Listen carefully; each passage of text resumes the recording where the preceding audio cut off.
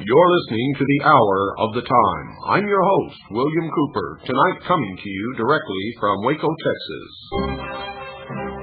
Following the Randy Weaver episode, I predicted that the next target would be a larger, most probably a religious group, and I was right.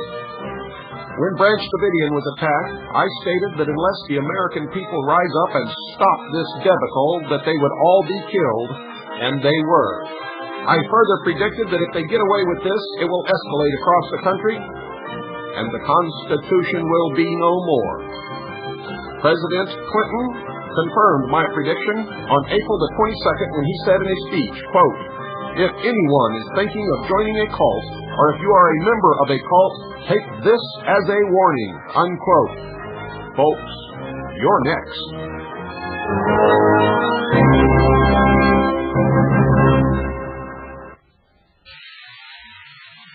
And the search for the truth continues in Waco, Texas. CAGI is here in force, folks. I'm here heading up a task force of our more experienced and our long-time investigative team members who usually do this kind of thing for a career. We are covering Waco, Texas and the surrounding countryside like a net. And nothing is going to escape our attention. I guarantee that. We have already uncovered a series of lies that began well before February the 28th, when the Bureau of Alcohol, Tobacco, and Firearms led their abortive and disastrous raid upon the church known as Branch Davidian. We're going to let you in on some of our findings during this broadcast. And I'm telling you right now, folks, this is the last series of warnings that I can issue. I will continue broadcasting. I will continue bringing you information as long as there is life in my body. But this is the very last series of warnings that I can bring you. For the Constitution, for all intents and purposes, is already dead and buried, along with the Bill of Rights, the Declaration of Independence, and everything else that this country was founded upon. We have discovered a pattern of operation by federal agencies that tells us that they scrapped the Constitution of the United States of America a long time ago. And unless we stand up now as one united body of human beings across this country to reinstate that Constitution and that Bill of Rights, round up all the traitors in this country, put them behind bars, and try them for treason, this country is no more. Is no more. You see, I thought, and many others thought, that the Constitution was at least up there figuratively, that they had not really trashed it as of yet. Well, I was wrong, folks. What we have discovered here in Waco, Texas, is that there is no Constitution, no Bill of Rights, no protection for individual liberties, and probably has not been for some time. So stay tuned. What you're going to hear tonight is going to amaze you. It's going to anger you. I hope it will spur you finally to some kind of action, and if this doesn't, nothing will. If this doesn't, nothing will. And if the American people don't take action against this kind of thing ever happening again, if they don't reinstate the Constitution and the Bill of Rights now, after this, then I'm not going to keep up any pretense any longer that we're going to somehow magically save ourselves, because if this does not stir America to action, nothing will. Nothing. There will be no action. And all this talk about patriots rising up and making sure that the Constitution stands is just talk. hot air coming from a lot of bullshitters all around this country. Because if it doesn't happen now, it's never, ever going to happen, folks. If it doesn't happen now, it tells me that the New World Order has solidified so much of a propaganda advantage over the minds of the American people that the cause is already lost. It's a foregone conclusion that the New World Order will be the power. Will be the power. When the President of the United States can make the statements that he is making, when a Senator, DeConcini from Arizona, can make the statements that he made on Larry King Live the other night, when the Bureau of Alcohol, Tobacco, and Firearms, the Federal Bureau of Investigation, the Justice Department, and the White House can make the American people listen to and believe the tremendous series of lies that they have perpetrated against the church known as Branch Davidian and against the Constitution and the American people, if they can do that, and if the American people can't even begin to see through it, even though every lie that they have told from the beginning they have reneged on, they have changed, they have proven themselves that they have been lying without any investigation by anyone, even being needed to begin with. If they can pull all that off, then the Constitution, the Bill of Rights, is no more. The American people are farther gone than I ever believed in my wildest dreams, and this country is history. History. The New World Order is an established fact and is so powerful both in its propaganda arm and in its police state and in the fear that it is able to engender amongst the American people, that it's all over. All over. If all of those things that I have just outlined are true, it's all over, and anyone who tells you otherwise is a dreamer. A dreamer. And anybody who tells you that they're ready to stand up and protect the Constitution and the Bill of Rights by force of arms or any other means is a liar. Because they would have already done it. And we've looked all over Waco, Texas, folks, and the only people who have shown up here have been a very, very small handful of patriots. Very small. The majority of people who have shown up here and who are doing real work to uncover the truth are CADGI members, members of the Citizens Agency for Joint Intelligence, and everybody else who has shown up here in Waco because of the debacle, the destruction of the church known as Branch Davidian and the murder of its members. And make no mistake about it, they were murdered, burned alive. All of these people who have shown up have been thrill seekers, curiosity satisfiers, people with a morbid curiosity, people who wanted to see the place where the false Jesus met his rightful end. In short, folks, stupid, despicable sheeple that have no conception of what this is really all about.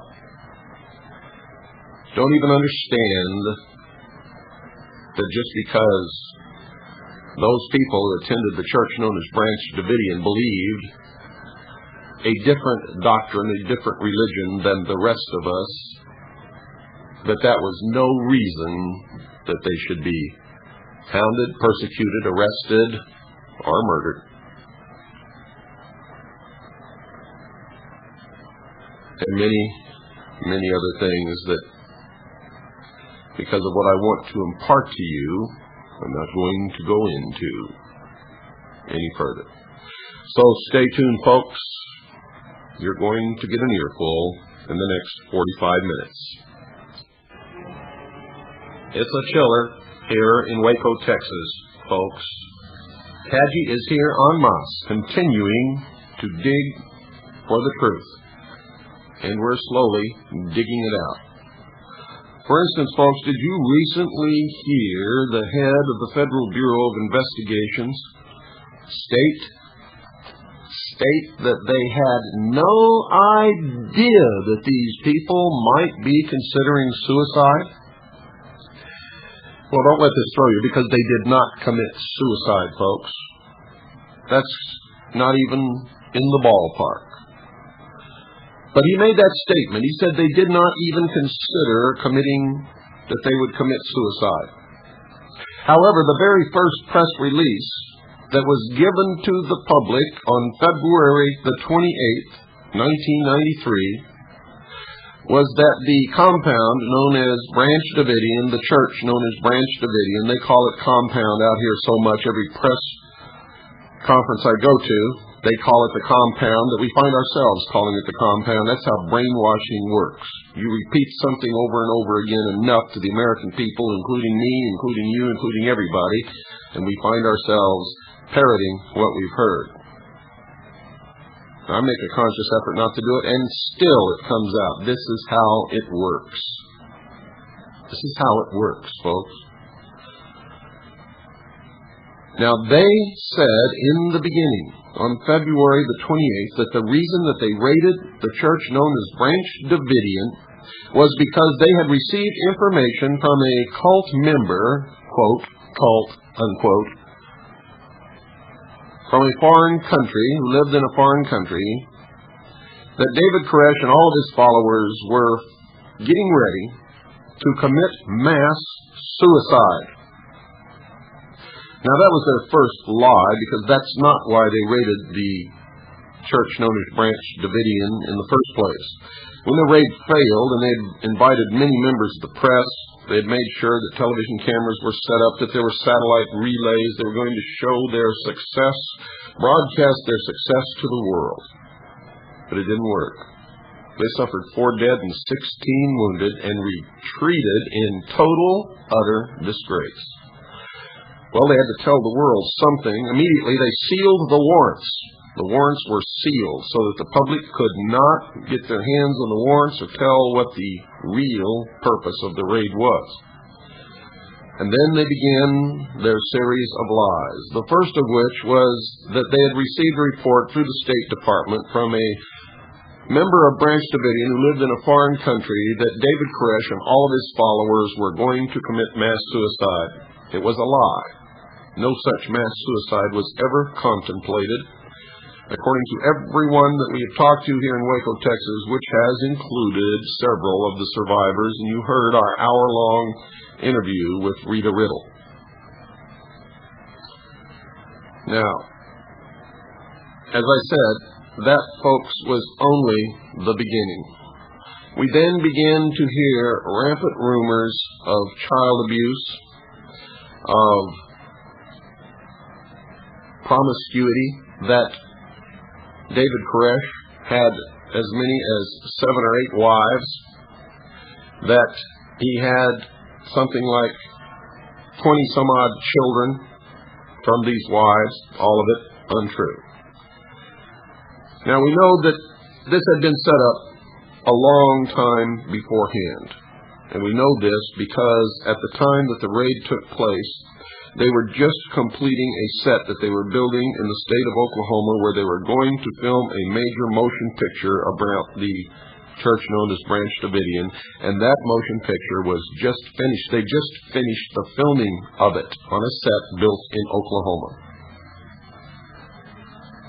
We know that the local Waco newspaper, the Herald Tribune, began running a series of stories condemning David Koresh and the church known as Branch Davidian and the first series began on that morning, Sunday, February the 28th.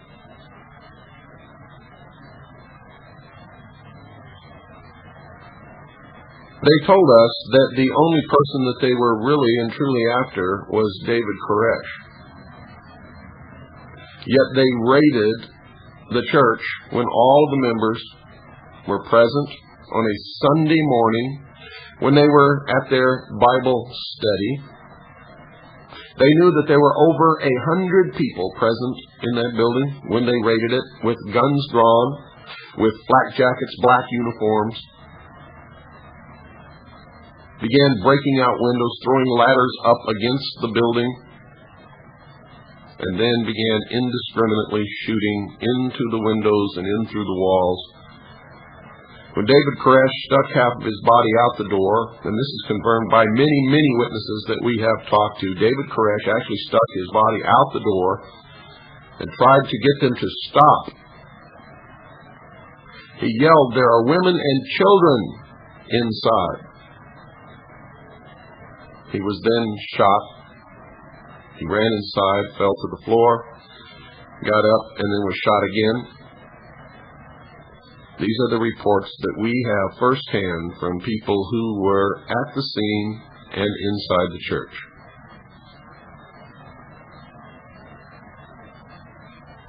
There were no .50 caliber machine guns, folks. If there were, many more federal agents would have been killed.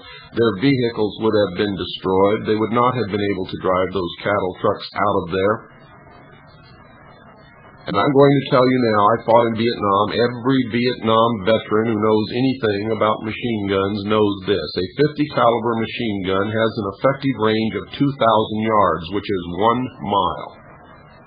2,000 yards, folks, 1 nautical mile. That's a long way.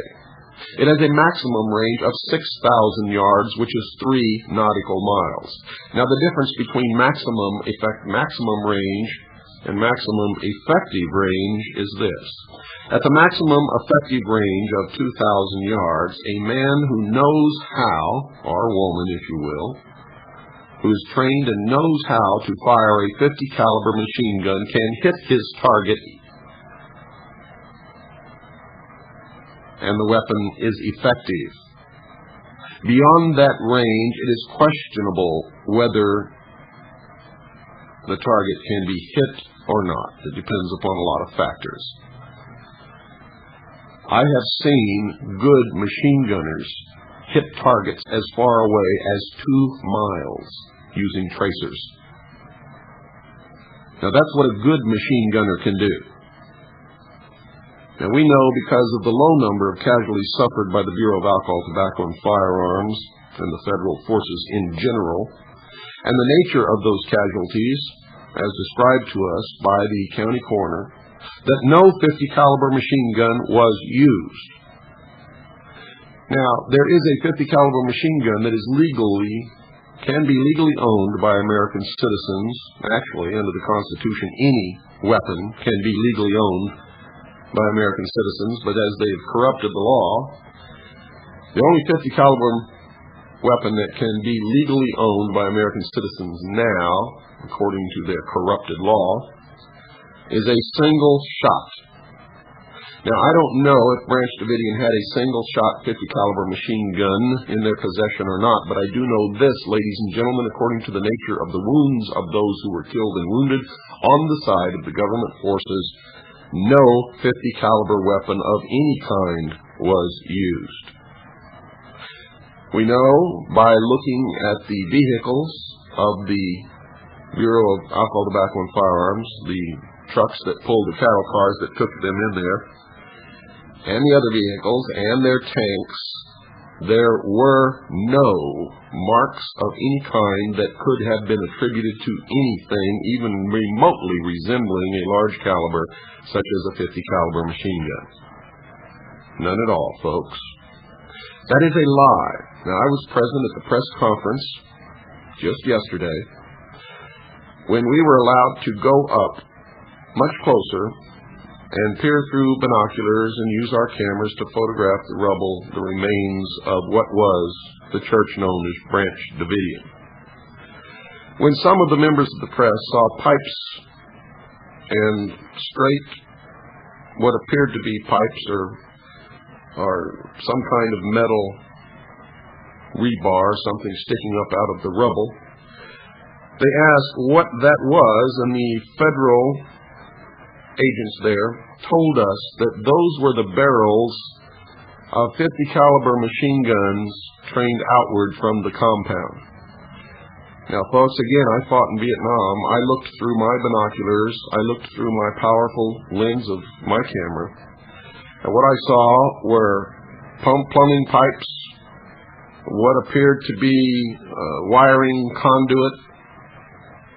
I did not see any barrels of any guns, not 50 caliber, not 22, not BB guns, not 30 caliber, not any kind of gun barrels whatsoever did I see.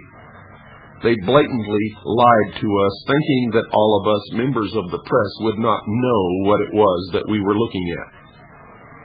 They were not gun barrels. We were also told, again, the repeated lie, often told, that many of the bodies had been found with gunshot wounds in their head. And we were told that this signified that they either committed suicide or were murdered to keep them from running away from the fire. The county coroner has since stated that this is a lie, that not one single body has been recovered with a gunshot wound, period. And the lies continue. Don't go away, folks. We've got to take a short break. I'll be right back after this pause. Folks, here in Waco, Texas, we have been digging constantly to bring you the truth of what happened here. And we found out some things that we need to bring to your attention so that you will know. There have been, in the past, many allegations of child abuse against the church known as Branch Davidian and against David Koresh, but not just David Koresh, against the church in general. The social welfare people here in Waco, Texas have been out to the church called Branch Davidian on many occasions investigating child abuse charges. The local police officials and the local sheriff have also been investigating the allegations of child abuse at the church known as Branch Davidian, and in every single investigation that has been conducted by all of these different people, not one single substantiated case of child abuse has ever been brought forward. Not once. All of the people here in Waco, Texas, who have had anything to do with David Koresh tell us that he has never claimed to be Jesus Christ. Never. Now, we have a copy of his business card, but it was a business card that he used in Pomona, California to promote a recording operation that he had, or a recording production company in partnership with another man. On this business card, it has the word Messiah written in large letters. It is Messiah Productions, owned and operated by David Koresh and his then partner, whom, because he's not involved in this current fiasco, we're not going to mention his name over the air, because he doesn't need 5 million people hounding him for the rest of his life simply because he knew David Koresh at one point in his life and had a small recording production company with David Koresh. He has, after all, committed no crime. And in fact, neither has David Koresh. We have found, folks, now listen to this very carefully, for when the Justice Department, the Bureau of Alcohol, Tobacco, and Firearms, and the Federal Bureau of Investigation throw this out to you, you need to know this. I personally have talked to the Sheriff's Department personnel here in this county, and they have told me that at one time they had every single one of the weapons that were at the Branch Davidian Church in their possession, investigating the Branch Davidian Church and David Koresh for possession of illegal weapons. They told me that not one single weapon was illegal or even close to being illegal, and every single weapon was returned to the church. Now, I hope you understand the implications of all of this, folks. Number one, the initial attempt at the government to get us to believe that they raided the church known as Branch Davidian because they had heard from some foreign informant that they were all going to commit mass suicide is a lie.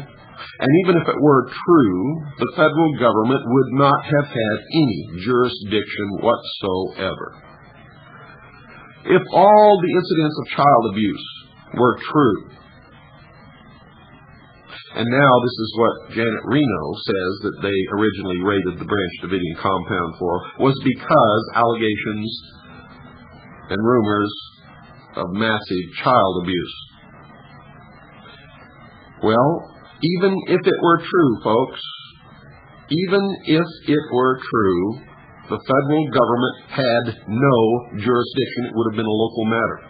The local authorities had already investigated both the allegations of illegal weapons and child abuse and found that there were no substantiation for either one of those charges.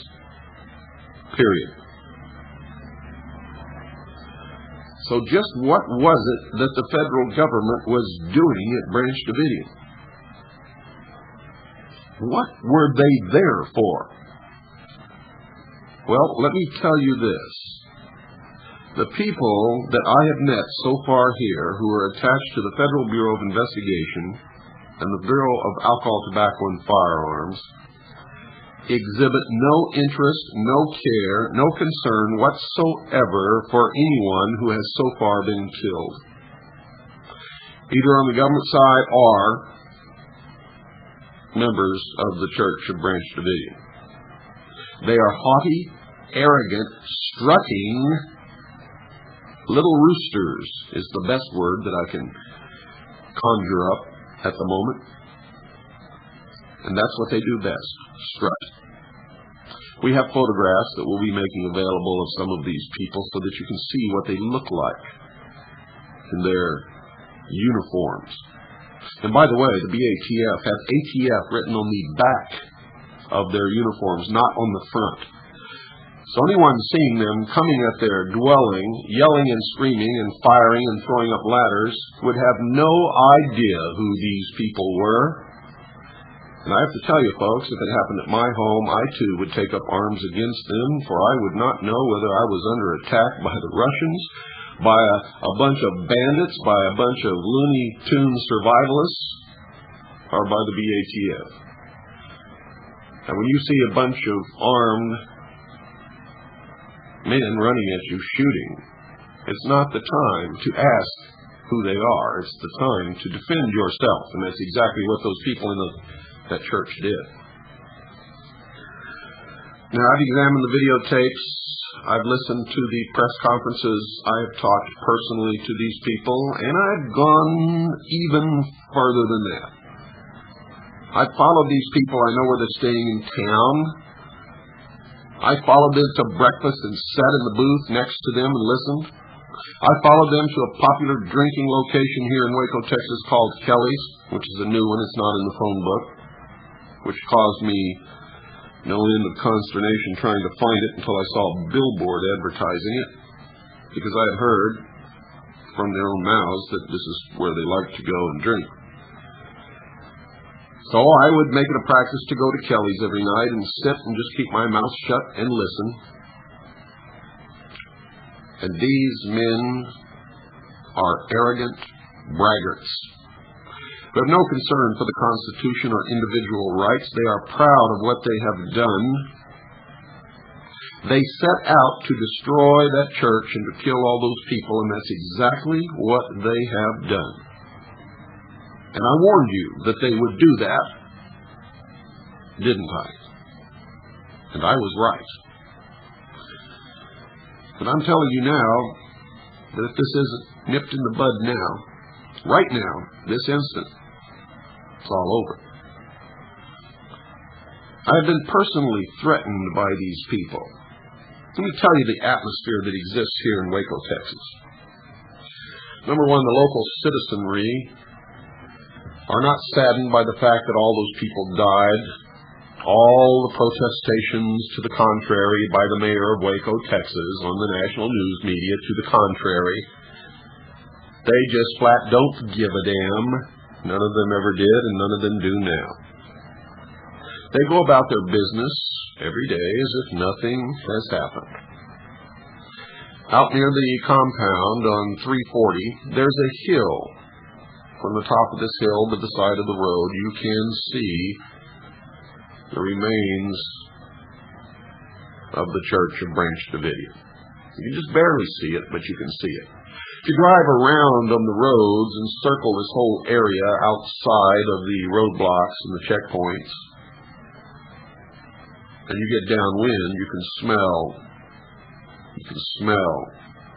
the burnt building. You can smell the ashes. And overlying that burnt smell is the sweet smell of death that only combat veterans or people who have been around death very much would recognize. It's a sweet, sticky smell.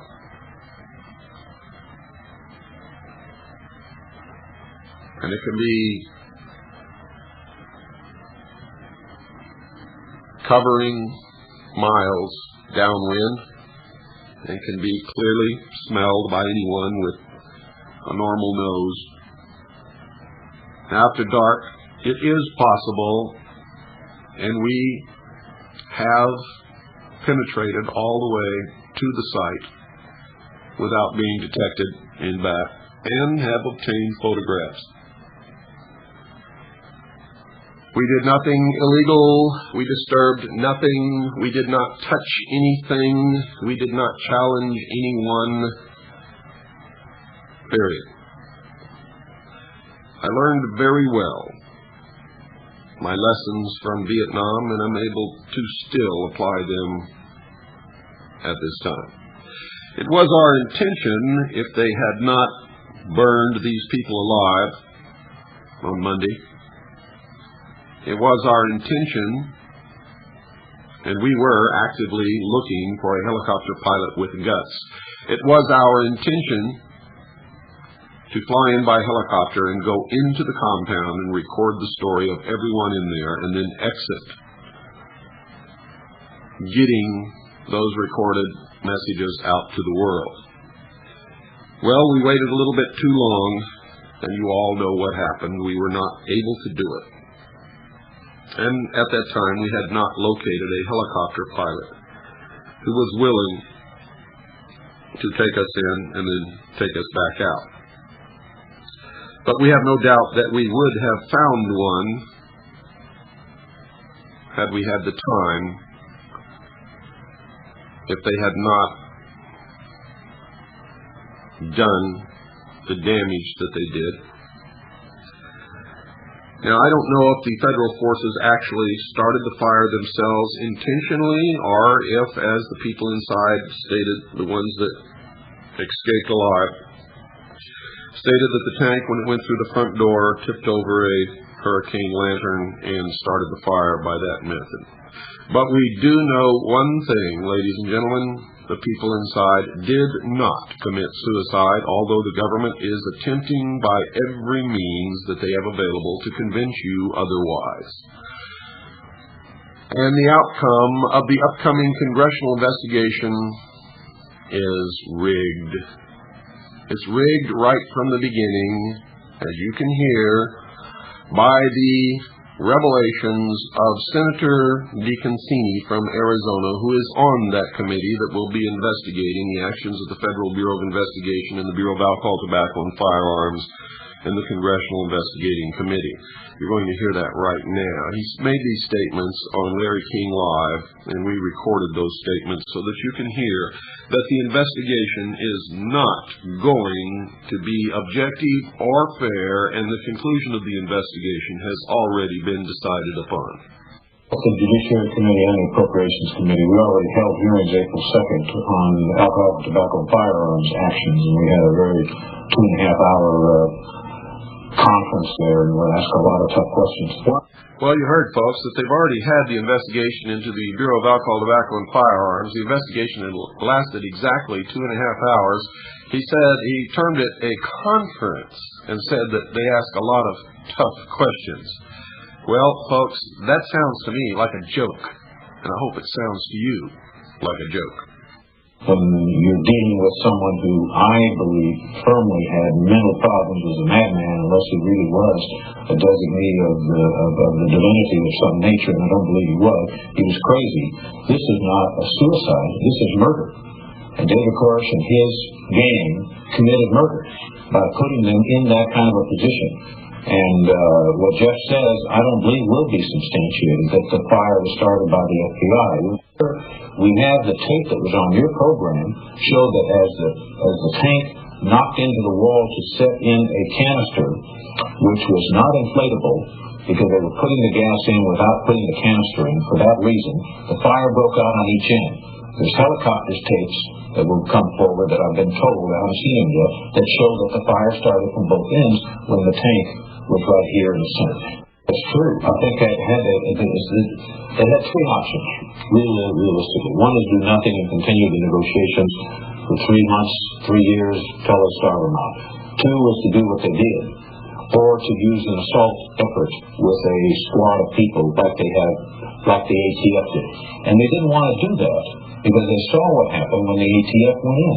4 agents got killed and 2 or 3 other people got killed. So what did they do? They went in with a non-lethal gas to try to get them to come out. Gary? David Koresh was the murderer here. David Koresh killed those kids. David Koresh set the compound on fire. David Koresh prevented those who wanted to leave from leaving. He bears responsibility for the deaths. Obviously, the president takes responsibility for the government's actions in this case, and we're going to have a complete investigation of that as well. But David Koresh is the criminal here. That last statement, folks, was the Stephanopoulos from the President's office, to be fair to Senator DeConcini. All the previous statements were by DeConcini, and you're going to have a few more here, so just listen. And if you have ears and can hear and you have a brain and can think, you'll know that there's not going to be any real investigation. It's already been determined beforehand, and the President made this statement on April the 22nd, 1993, quote, "If anyone is thinking of joining a cult, or if you are a member of a cult, take this as a warning," unquote. Folks, you better listen close, because you're next. Because the definition of a cult, according to the United States government, could be anybody, any church, any organization, any group which they consider to be politically incorrect. And that's the real definition according to the liberal international socialist communist regime that's controlling this country right now. The only thing that's going to determine whether you are attacked by the government or not is whether or not you are politically correct. So stay tuned. Do you have any direct information, Senator? If not, how are you going to serve on a committee that is supposed to be unbiased when you already have a decision about who was right or wrong? Dick, my point is that our committee is going to oversee. We're going to ask those tough questions.